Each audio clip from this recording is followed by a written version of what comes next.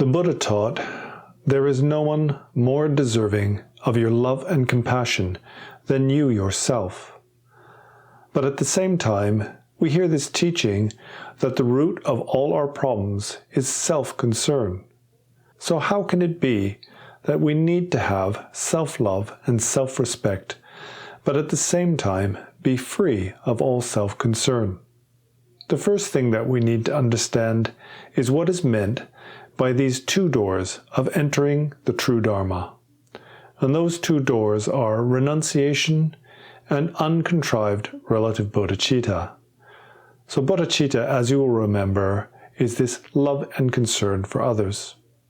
And renunciation is taught to be the door of entering the Hinayana, whereas uncontrived bodhicitta is taught to be the cause for entering the door of the Mahayana.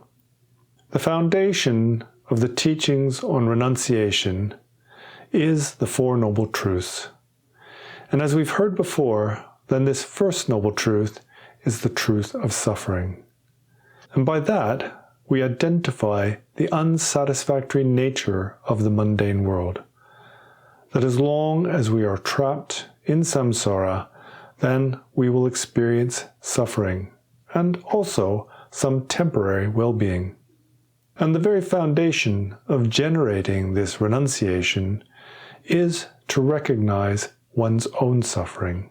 Often people think that it is possible to give rise to loving compassion or bodhicitta without having to, at first, give rise to renunciation.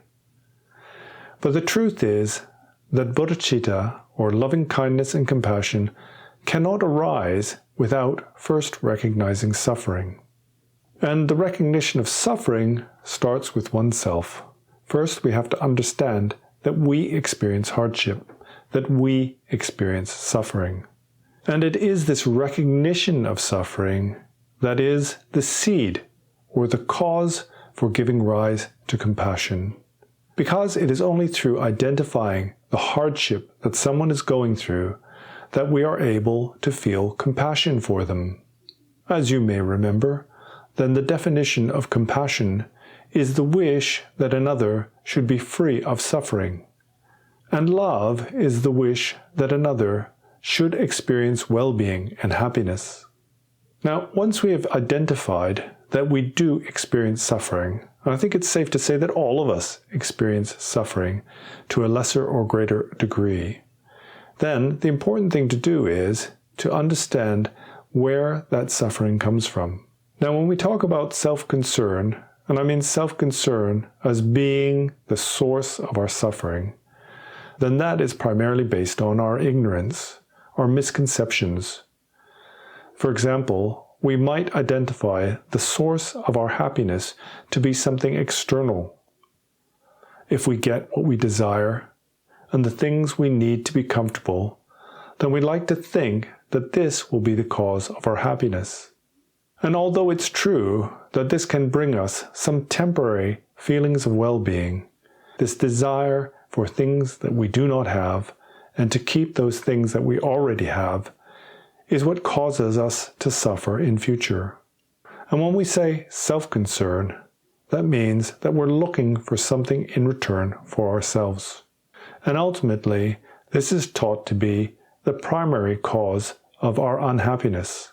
So how is it that one can generate love and compassion for oneself without falling into the fault of self-concern or self-clinging?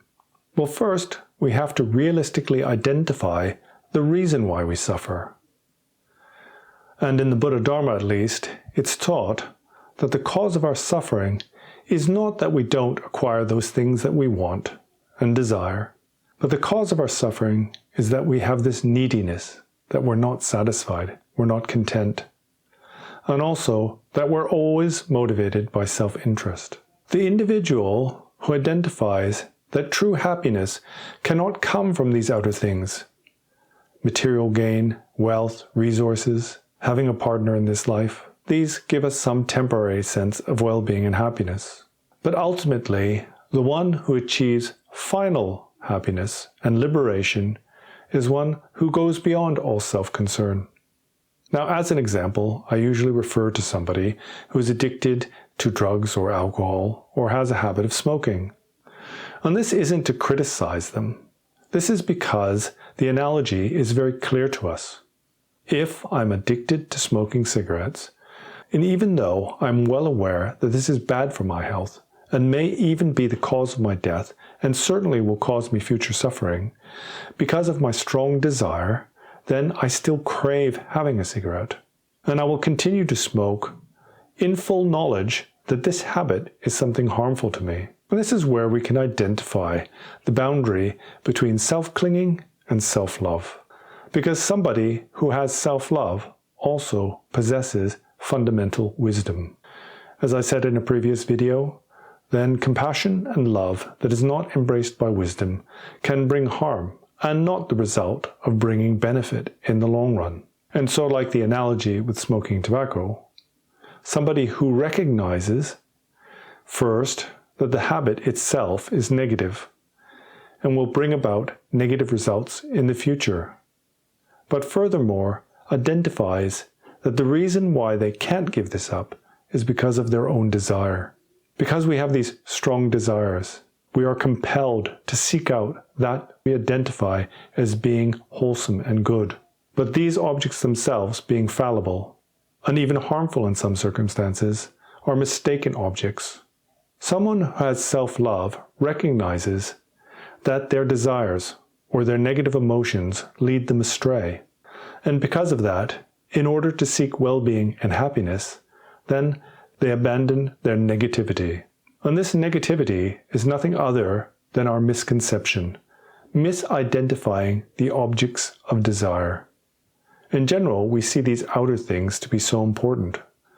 We get pleasure from listening to music, and we enjoy sumptuous foods. But as it was taught by the illustrious Buddha, feeding our desires is like drinking salt water. In fact, this word that we use, trishna, means thirst. It's because we thirst for things, we crave them.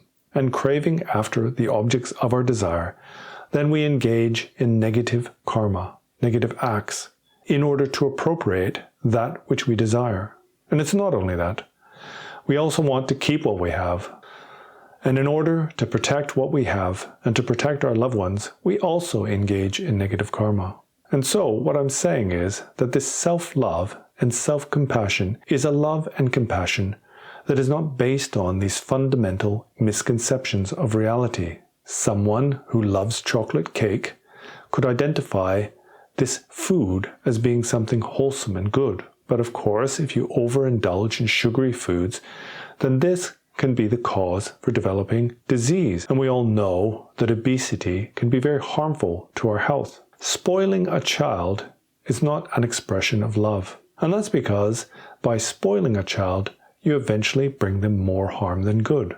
And likewise, showing self-love is not about just pandering to my addictions, because in the long run, feeding my addictions will only lead to unhappiness.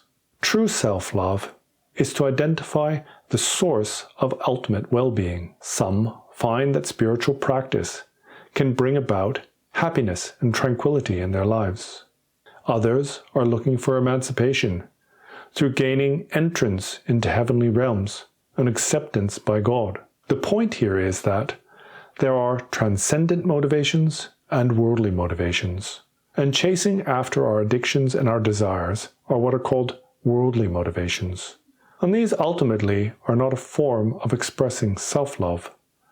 It is self-harm, or ultimately self-hatred. Now, when it comes to compassion, it's similar. Compassion is the wish for another to be free from suffering. And so we may think that the cause of our suffering is something external, like an enemy. And because of the actions of our enemy, then they bring us hardship. And so we are motivated to try to remove our enemies. And because of this, give rise to resentment and hatred. But giving rise to resentment and hatred is not an expression of self-compassion.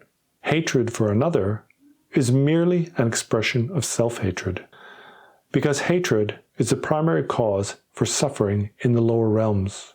And whether or not you believe in hell and the ghost realms, then we can all see that this experience of anger is something extremely unpleasant. It's like being burnt in a fire or pressed under a heavy weight. As long as we're experiencing resentment and anger, we can never have any peace or tranquility in our mind. And so, self-compassion, this concern for self, the authentic concern for self, is this wish to remove the causes of our suffering.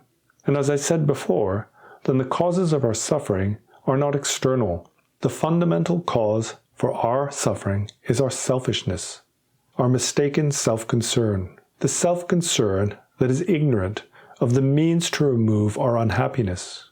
What the Buddha taught was, in order to remove our unhappiness, then we have to remove our negative emotions. In the Sanskrit, these are called kleshas, or in the Tibetan, nyomong. These are our afflictive emotions, like greed and anger, ignorance, jealousy and pride. And as I've always said before, then you have to identify where you are and recognize that we are ordinary beings, and as such, we fall sway to our negative emotions.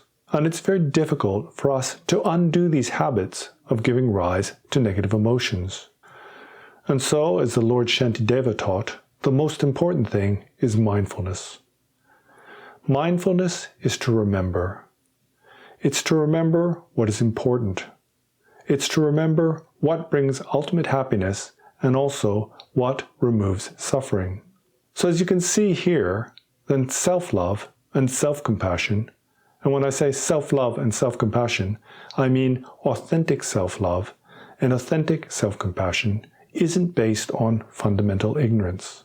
True self-love and self-compassion arises from having identified the source of our suffering and happiness. Ultimately, the source of happiness and suffering is the mind. And in the Buddha Dharma, the mind is taught to be Buddha nature. It's this clear light luminosity. In itself, has the nature of compassion and love, but is non-referential and embraces the meaning of emptiness. In order to express self-love and self-compassion, one does not cling to a self, but one seeks those remedies to our own afflictions. And those afflictions can only be removed by coming to understand the true nature of phenomena. And in order to do that, then we have various methods. But principally and initially, what we need to do is we need to study. And as I said before, when I say study, I don't just mean looking at old books and scriptures. These old texts are incredibly important, because it is through these texts that we can make a connection with the wisdom of the past masters, who achieved their final goal of liberation. That is the ultimate expression of self-love and self-compassion. And on top of studying, then we need to contemplate the meaning that we find in these texts, but also the teachings of our spiritual masters. It is through contemplation that one's understanding becomes personal. As the Buddha taught, do not accept merely out of respect and reverence what I have taught, but analyze it the way a goldsmith analyzes gold to determine whether or not it is authentic. So it is through this process of contemplation that we determine whether or not these teachings that we have received are valid. Finally, we need to engage in meditation. And as I've said many times before, this term meditation means to familiarize, to become habituated. It means repeating over and over to gain positive habits and also to remove negative habits. And meditation isn't just about sitting on your cushion cross-legged in front of a statue of the Buddha. Meditation is about fundamentally changing the way you think. Through study, we come to understand the truth of the teachings of the Buddha or our spiritual masters. Through contemplation, we make that understanding personal. And once it has become personal, then we gain conviction in that truth. And then meditation is the process of resting in that truth. The process of conditioning the way we think and the way we react to the world around us. And for the purposes of meditation, then there are limitless different types of methods. some of which I've already discussed in previous videos. And so, when you hear this teaching, that one needs to have love and concern for oneself, then don't mistake this to be the same as self-cherishing, because it is self-cherishing that causes all our problems. And then you might ask, why is self-love and self-compassion so important if, in the Mahayana Dharma, our principal aim is to develop love and compassion for others? And that's because, without identifying the truth of love and compassion in oneself, then it's not possible to give rise to love and compassion for another. We need to understand the source of our happiness and well-being. And when I say that, I mean ultimate happiness and well-being. Once we have recognized the ultimate source of happiness and well-being, then it is possible to give rise to the wish that another can also experience this happiness and well-being. And likewise, it's the same for compassion. First, we have to identify that we ourselves suffer. And also, we need to identify the source of suffering. And it is once we have identified the fundamental cause of our suffering, then we can seek methods in order to remove that. And also, identifying our own suffering becomes the cause for recognizing suffering in others.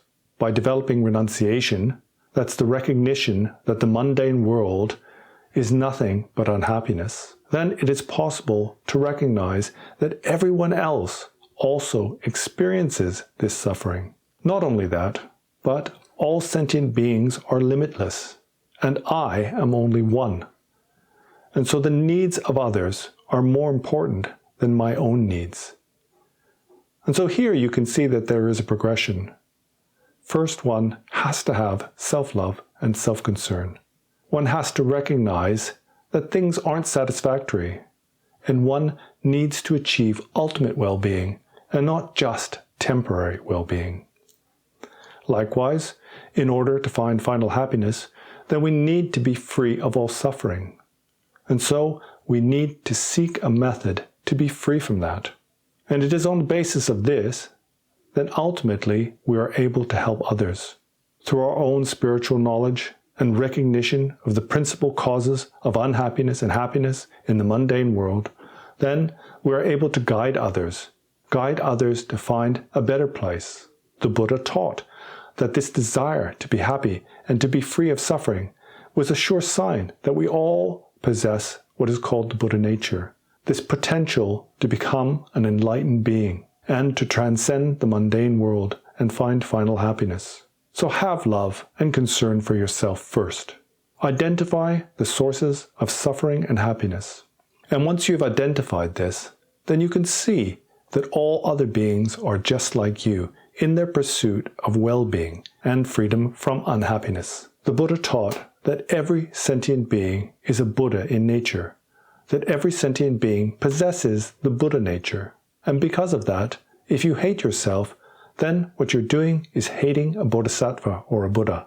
Understand that no matter how much difficulty you experience, and no matter how hopeless or futile things may appear, that you possess this enlightened nature, this clear light nature of mind, that is in its essence non-referential, loving compassion, that is free of all elaboration, called the Buddha nature. Well, that's about all I had to say on this topic.